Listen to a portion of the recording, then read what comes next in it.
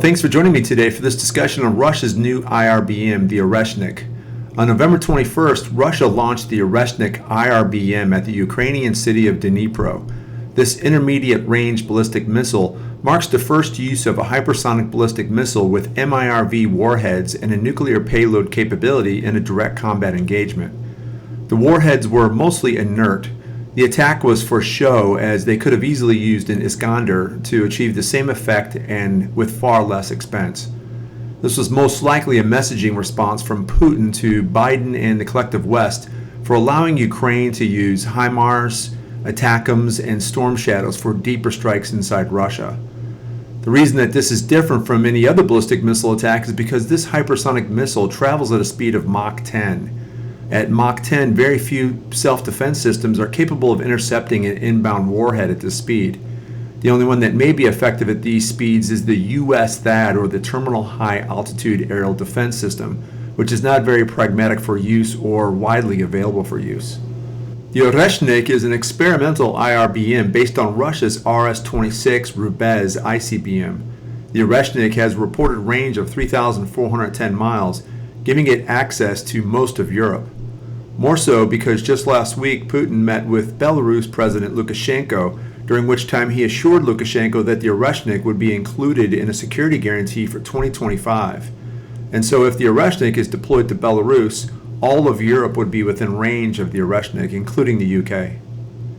The Oreshnik was banned under the Intermediate Range Nuclear Forces Treaty, but when the US pulled out in 2019, Russia dusted off this technology in order to strike an adversary with hypersonic speeds at the 500 to 5,500 kilometer range.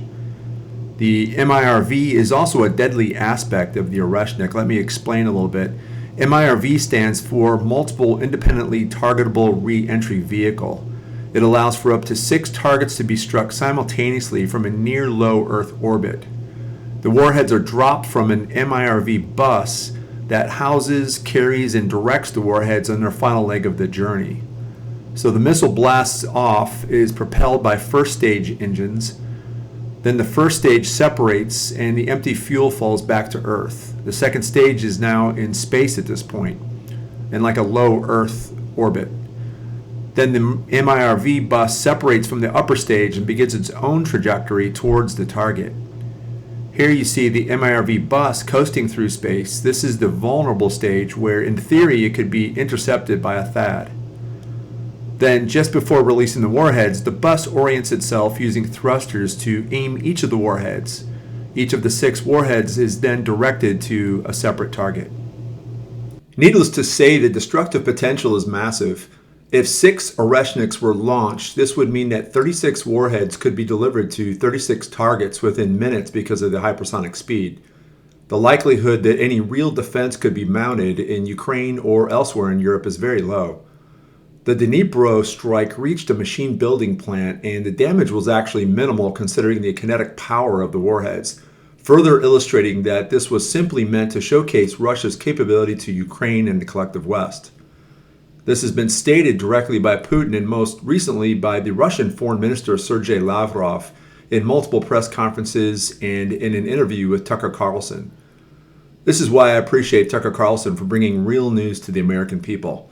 Anyways, while I know that the Russian propaganda machine is always in full tilt, these utterances should be taken seriously by the collective West. So let's listen to a bit of the interview with Lavrov.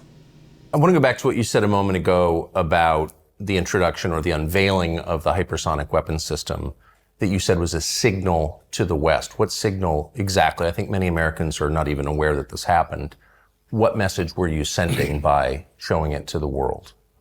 Well, the message is that you, the United States, and the allies of the United States, who also provide this long-range weapons to the Kyiv regime, they must understand that we would be ready to use any means not to allow them to succeed in what they call strategic defeat of Russia.